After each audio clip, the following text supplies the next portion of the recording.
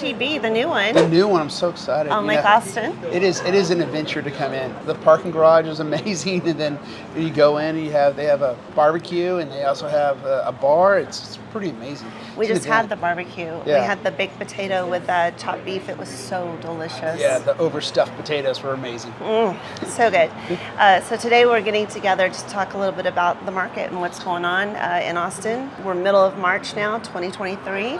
Can't believe I'm saying that. Spring break, officially in Austin. Blue bonnets are out. It's awesome. South by Southwest time. I know, it's so crazy right now. It's so busy. So, golly, so much has happened this past week and a half, even alone. Let's talk about that, Barry. Absolutely. So we're still one of the hottest markets in America, and we're getting ready to go into busy season. Yep. There's been a lot of pent-up demand with the market, especially through the winter. A lot of that was driven through interest rates. Yes. What those have done. There's been a lot of big news coming out, especially right now here in March. There's a big news regarding the Silicon Valley Bank, and that's directly affecting interest rates and the Federal Reserve's movements on that. Yeah. So we're anticipating, and we're anticipating a lot of volatility, and hopefully we'll be seeing some positive movement in the rates, and that'll stimulate more home buyers getting in the market. I'm already seeing it. Just this morning, I have one active listing still, 2 others are pending, but the one that's active has been it's been slow. We went active it's been on the market a while. It's a condo, different property type. Now showings are picking up, and an agent actually told me, get ready, you may see multiple offers again. With the news that rates are going to be going down, I'm starting to see much more activity. So, and even the buyers agents are saying, trying to get these buyers off the fence, and this is finally something that I think is going to help. Yeah, so the market had really gone up over the last 12 months. The Federal Reserve raised interest rates 400 basis points in 9 months, and that's definitely affected the market. Now, one of the things that's happening is that when people aren't buying, it's just building up the demand. So there's a tremendous amount of pent-up demand that's coming into the spring. We always see a pickup in April. Yep. That's just the historical buying season starts. So there's been a buildup in demand, and we don't know when interest rates will drop, but we do feel that right now is an excellent time to buy because of the value on properties. We oftentimes, as you've said, real estate only goes on discount once every 10 years, and this is that one time that we're going to be able to get discount on sales on a price. Yeah, we're definitely, I would say this past 3 months, we've definitely seen that shift. The market has definitely adjusted. We've got to zoom in on a specific area. There's certain areas in Austin that are still very hot. We're seeing multiple offer scenarios. But then again, there are those other, zip codes. Again, it's dictated by where you live, what neighborhood, that pent up demand, right? Yeah. But we're starting to see more activity, which is really good. Yeah, the one thing that with everybody sitting on the sidelines and building up, the time to buy is right now. Yes. Because for as fast as the rates went up and as fast as the market slowed up, it's going to turn around just as fast. Yeah. There's an old saying that if it goes up quick, it's going to come down quick. So where the rates had put everybody on pause in a really rapid fashion, when it turns back on, it's going to go really fast as well. And that's why now's the time to really go out there and look to buy before the rest of the market gets there. It's still a buyer's market, but as soon as it turns, it's going to turn into a seller's market very quickly. Yes. Speaking of buyer's market, I'm still getting over 2021 when it was a seller's market. I'm still that was just a crazy, crazy year.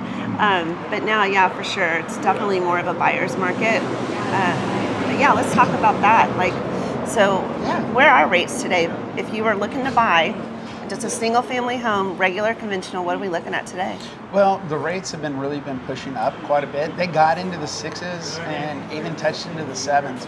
What we're really excited about, as I mentioned earlier, was the Silicon Valley Bank has directly caused the Fed to reevaluate, and that has led interest rates being pushed down. We saw a quarter drop in rates in a day, and there's still a lot of pressure pushing it down. There is no crystal ball on where they're going to go, but right now we are seeing a lot of pressure pushing interest rates down, and that's getting a lot of buyers excited to get back in the market. Yes, super excited for these buyers. It's been a struggle for buyers this past 3 years or so. So I'm excited for anyone that does want to buy, Yeah, so one of the things we look at was when we go back to 2020 and 21, it was such a seller's market that there's multiple bids, people going 10, 20% over. And now it's, with the demand out there, it's more of a buyer's market. And instead of having to pay over, sometimes you're getting discounted. Well, you're negotiating so many things that were just not possible the majority of the time in 2021, which is an option period where you can actually get an inspection done, which it's crazy to say that, but that's the case now. So it's definitely more of a buyer's market. Granted, the option periods, we're not seeing, 10 days. Buyers agents are still submitting, 5 to 7 because they obviously want to set the tone, right? Take care of business. But yeah, it's definitely becoming better for buyers. And one of the things we're really seeing is that for a home buyer, as we're negotiating with the seller credits towards closing costs. So where the market is regarding interest rates, we're often seeing buyers go and do what's referred to as a buy down rate. That's paid additional closing costs to buy down to a lower interest rate. And that's really where the sellers are is really standing out. By the seller agreeing to pay a seller concession, 2 or 3%, that amount of those funds, our home buyers are using those funds to buy down an interest rate to get a more competitive rate. So it's more affordable. You're seeing more and more sellers on your end pay for that, correct? Well, we're seeing more seller concessions. So whenever you're buying, selling, or refinancing a home, there are going to be closing costs involved. Yes. It's negotiated between the buyer and seller who's going to pay those. And in the hot market, it was all the buyer paying those. Oh yeah, the buyer was paying for title, buyer was paying for everything. So now in the buyer's market, the sellers are becoming more attractive by listing to pay for more concessions. Concessions, yeah. And then the buyers are using those concessions to, as we refer to, buy down an interest rate to get a lower rate and lower payment. Which is so nice as a buyer, where affordability is definitely becoming more of an issue in the city of Austin. So, getting that payment where it's more affordable is definitely a bonus. One of the big things that happened is Fannie Mae raised their loan limit. They now have over $700,000 and $728,200 for a loan limit. And what that means is that those home buyers that were over 600, over 700, they were having difficulty getting financing. Now with Fannie Mae increasing their limit, we can have home buyers buy up to basically $750 with 5% down. Yeah. Fannie Mae made some big changes and they raised their loan limit. It's now $728,200.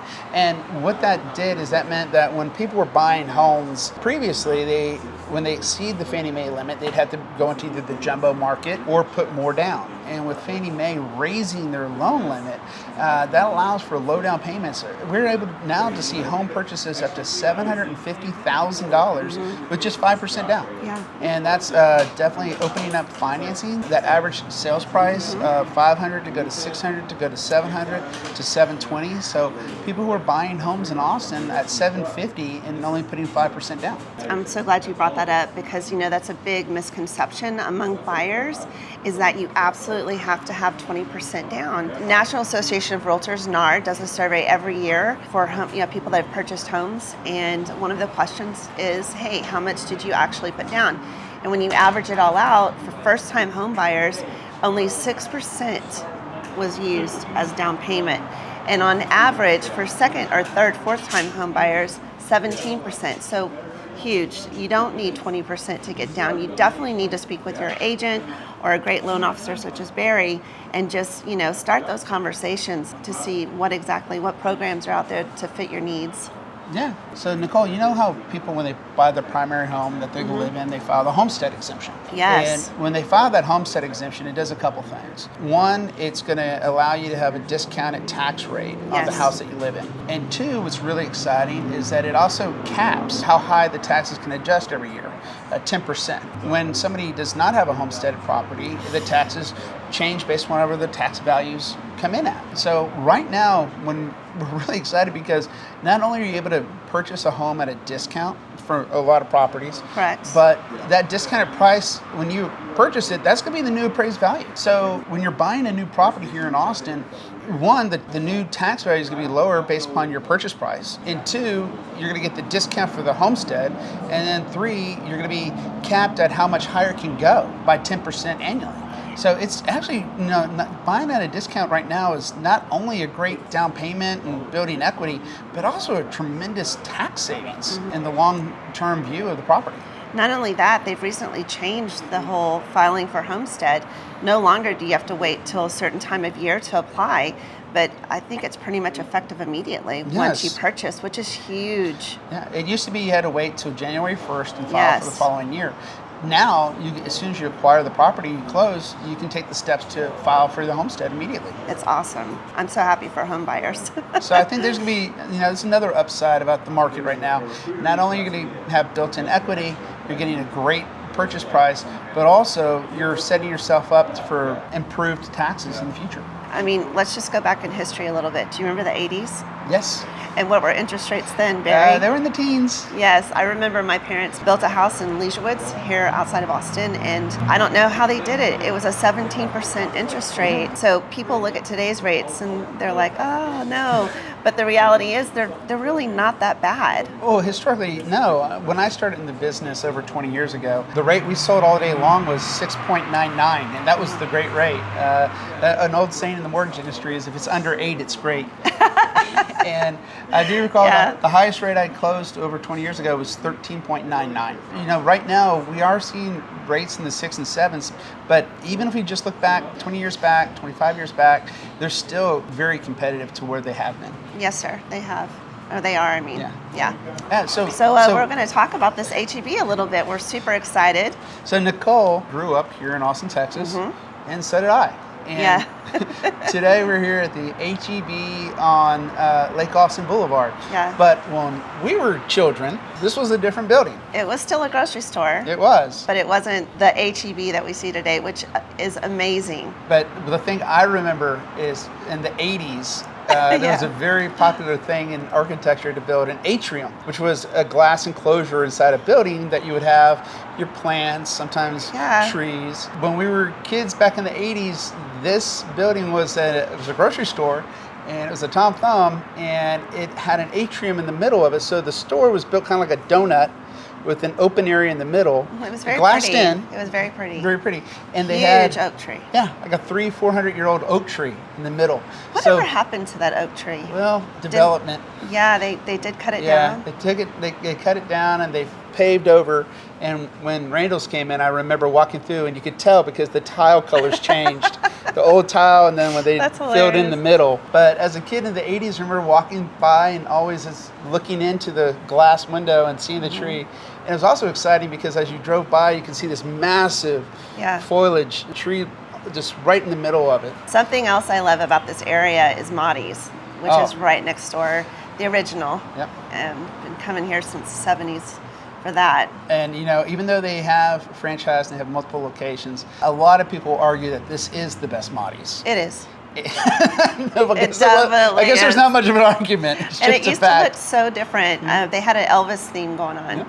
It was so fun. So we would think about, because as a Tex-Mex connoisseur, and you go to all the different Maudie's and different restaurants, what we have come up with is the reason why this is the best Maudie's is because it is the smallest footprint, which means it has the fewest chairs to kitchen. Yeah. So the food comes out hotter. That's true. It's a good point. It has the best food. That's why it's the best Maudie's, is because the food comes, and it is different. This is the better Maudie's. I still wonder though if HEB owns this property or does UT? Oh, what I understand is that they ended up buying this property and the gas station from Randall's, and they bought both of those, and they developed this, and my understanding is they will eventually develop that as an HEB gas station. Oh, that'll be nice. Did y'all hear that? HEB gas prices in Central Austin.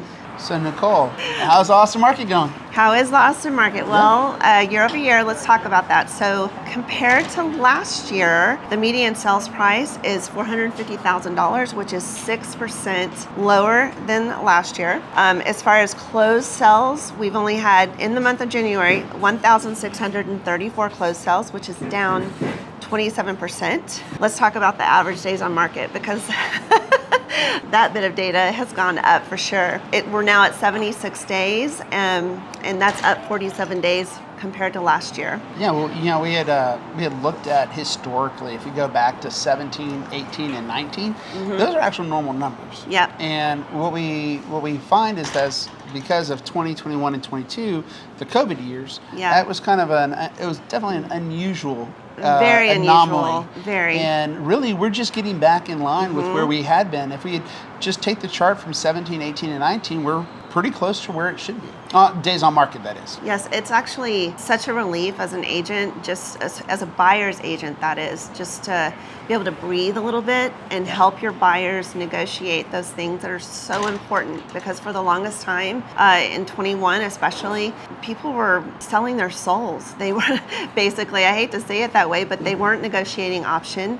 There was no such thing. They were going in thousands of dollars, sometimes ridiculous amounts over asking. And not only that, the emotional, because it is such a huge investment, one of the largest investments of a lifetime. There's so much emotion tied to this investment, this purchase. There was a lot of losing. There wasn't a lot of winning, unfortunately. And so it's just it's so refreshing to have that change, because we're definitely seeing it become more of a buyer's market. I mean, it's still good for sellers, don't get me wrong. We're normalizing is the best way to put it. But regarding, months of inventory, we're up 2.3 months. Last year, it was 2 weeks of inventory. Yes. And now we're getting back to a healthy, closer to 3 months of inventory. Yep. And then as far as new listings, still somewhat limited as far as inventory. As of January this year, there's 2,988 new listings. That's up 16%, which is not that much, but yeah, definitely still limited inventory, but it is on the rise. And now that the spring market is upon us, I wonder what those numbers will come in at. Well, I don't know, this past 2 years, not too much of a change, but traditionally, like you said, 17, 18, 19, we've seen more active listings hit the market this time of year. Yeah, in a healthy Austin market, typically we see 10,000 listings at the peak in the spring and summer, and that was a normal Austin spring and summer. Now during the COVID 3 years, that was down to just about 3,000 or 4,000 listings. And that's what created that hysteria that was going on. What's crazy though is the number for active listings is 7,323 as of January 2023. That is up 462% compared to last year. Yeah, I remember last year there was about 2,000 closings with about 2,500 listings. That's what created the 2 weeks of inventory. And now we're getting about 2,500 contracts a month, and we're about 7,500 listings. So we're getting closer and closer to that equilibrium. So anyways, that's the data as of January 2023, year-over-year comparison. If you have any questions for Barry and I, please reach out. We'd love to talk to you. Other than that, make sure you come check out HEB on Lake Austin. Well, thanks for tuning in. And until next time, we're going to try to do this once monthly, these little market updates. And anyways, take care and happy spring. Enjoy those bluebonnets.